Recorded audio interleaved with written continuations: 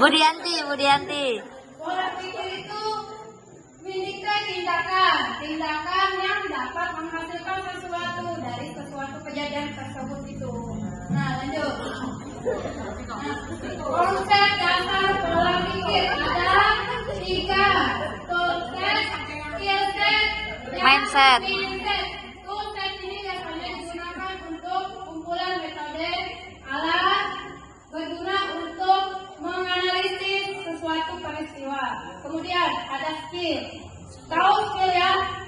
Kemampuan. Kemampuan untuk memperdalam suatu pengetahuan. Ada mindset. Nah, di sini kita bahas mindset. Jadi pola pikir tadi. Mindset. Kan ada 2, pola pikir tetap dan Mindset. pola pikir berkembang. Oh, mindset ya Allah.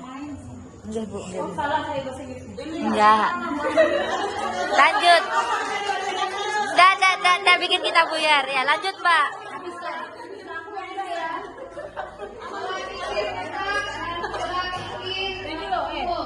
Untuk pola pikir tetap di sini ada belajar cara mengenali suara menimbulkan kekhawatiran, ada tantangan. Contohnya kira-kira apa? Budia mungkin? Budia. PPT contohnya mungkin bisa disampaikan. Ya, jadi kalau contohnya pola pikir tetap, misalnya kita selalu berpikir, oh anak itu tidak bisa, anak itu tidak mampu, pikiran-pikiran yang negatif lah, yang menjadi bahwa anak itu tidak bisa, gitu. Itu namanya pola pikir tetap, tidak mau memberikan cara bagaimana anak itu bisa berguna. Itu namanya pola pikir. Ibu. Yeay. Ya, betul sekali bahwa pola pikir tetap, ya pemikirannya tetap begitu-begitu. Tetap. Jadi pemikiran tetap, contohnya siswanya malah. Ibu misalnya bagaimana pemikirannya? Bu Sofi. Gimana pemikirannya? Siapa aja nggak bisa apa-apa. Pemikiran PPT bisa apa-apa. Ada orang malas Ada yang siswa yang malas, saya pikir saya siswa nggak bisa apa-apa. gitu.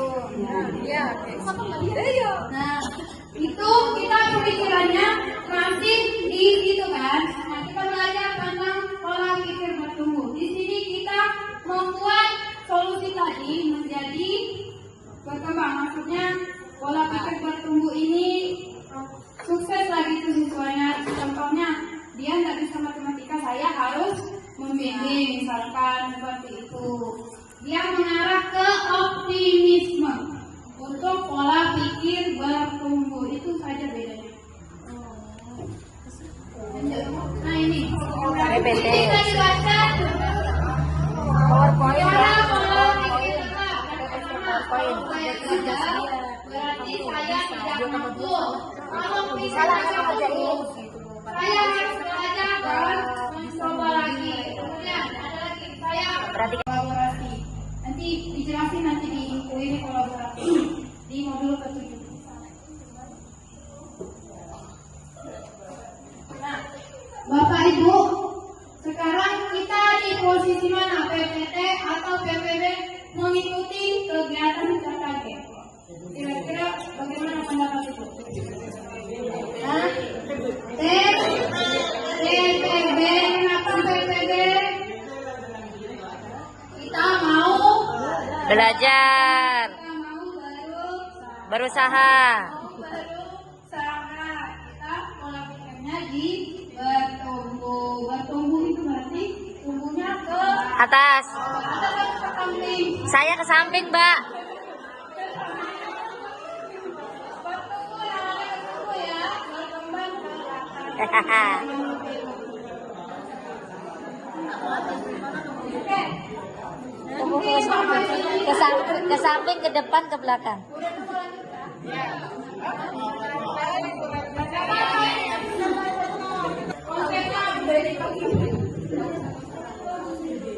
Ditemanin. Kebetulan saya ini satu grup sama Mbak Indira, dan kebetulan seperti ini tadi hasil penimbangan kerjaan kami selama habis pelatihan 5 hari, kami itu nggak lanjut langsung, oh udah nih, ternyata sampai rumah kami tetap ngerjain ya Mbak ya. Jadi setelah kami ngajar, ya kami buat PPT, kolaborasi bareng teman-teman. Kebetulan di kelompok kami itu luar biasa ya, ada guru penggerak juga ya. Nah, jadi kami ini jujur, saya ini juga masih sama belajar. Tapi setelah saya ikut pelatihan itu, kakak fasilitator saya pembelajaran mendalam ini cukup 3 huruf BBM. Jadi apa sih itu BBM? Jadi pembelajaran mendalam ini bermakna, berkesadaran, bermakna dan menggembirakan. Ada gerakannya? Oh ya, Ibu Yunira membantu. Berkesadaran, bermakna, menggembirakan. Ya, ada gerakannya. Oke. Ibu Yunira boleh bilang berkesadaran seperti apa Ibu Yunira? Sadar apa ora? Boleh sebut Oke. BBM.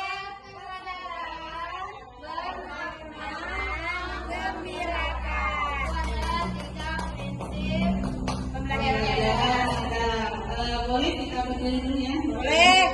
Ya, silakan. Jangan ditarik-tarik. Oke, baik kita coba ya pembelajaran mendalam berkesadaran. Bunyinya pakai. Kok Bu Yuni? Berkesadaran.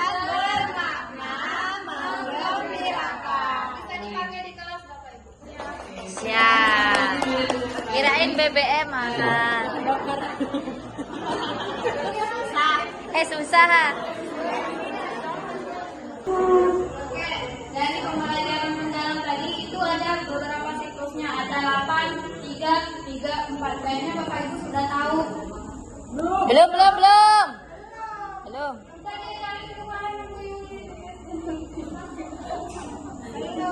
Lupa. Ini yang pertama.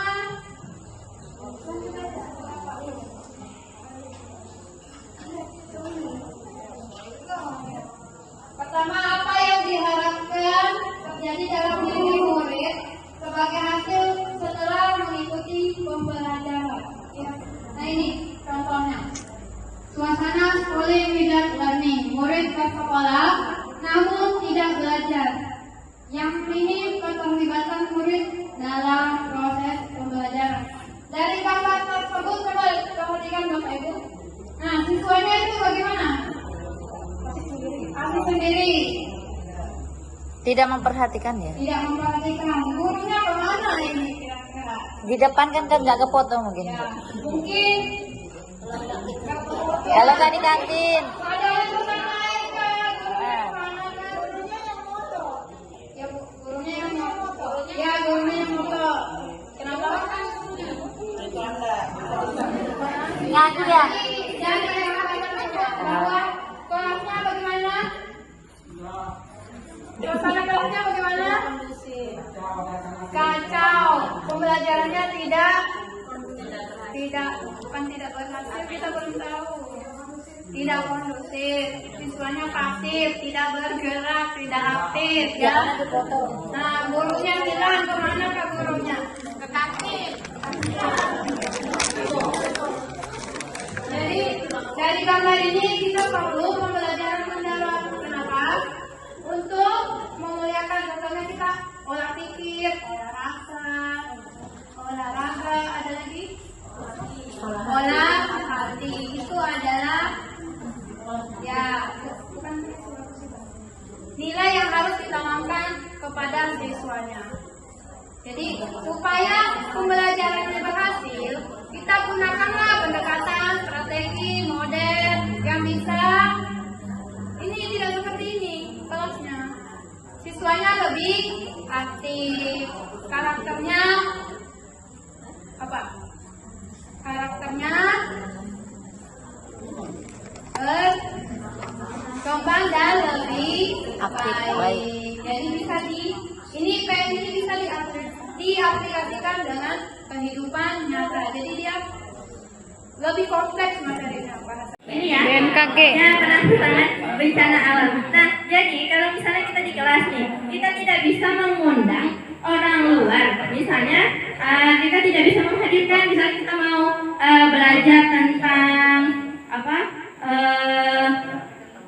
ya, misalnya penjumlahan atau apa begitu Organ ya. tubuh misalnya. Misalnya kita mau mengundang orang lain yang di luar dari lingkungan sekolah, tidak bisa. Tidak kita tulis di sini. Jadi tulis saja siswa di kelas begitu. Kalau misalnya tidak ada kemitraannya. Jadi kemitraan itu orang di luar dari sekolah. Nah, di luar dari sekolah. Kalau tidak ada ya tidak usah ditulis begitu. Kemudian pada modulnya juga dituliskan di sini pemanfaatan digital. Ya, memang kalau kita mengajar di kelas pasti kita pakai ya, pakai entah itu mau pakai PowerPoint, entah itu mau pakai ya pokoknya yang berbasis digital begitu ya. Tapi di modul pembelajaran mendalam ini juga diarahkan untuk ditulis. Nah, ditulis di modul kita. Apa sih yang kita pakai pemanfaatan digitalnya begitu. Nah, tulisannya kelihatan tidak? Kelihatan ya? Ya, kelihatan. Oke. Kita mulai nada lagu balonku. 1, 2, 3. Mari kita kenali 8 profil lulusan. Pertama keimanan dan juga ketakwaan. Kedua kewargaan. Tiga bernalar kritis. 4 kreativitas. 5 kolaborasi. 6 kemandirian. Ketujuh kesehatan. 8 komunikasi. Ayo kita wujudkan. Oke, terima kasih Bapak Ibu. Itu nggak sadar-sadar. Nah, saya langsung tergugah emosi sih tadi di situ. Karena memang saya emosian juga sih, mohon maaf ya benar. Sebenarnya karena saya juga punya anak SD, murid itu bukan nggak sadar, tapi caranya kita nih bikin murid itu semangat ke sekolah seperti apa, kalau kita di kelas seperti apa. Kalau misalnya kita nggak ada metode pakai ini slide, bisa kita bawa keluar, bisa kita ajak kolaborasi dengan masyarakat, misalnya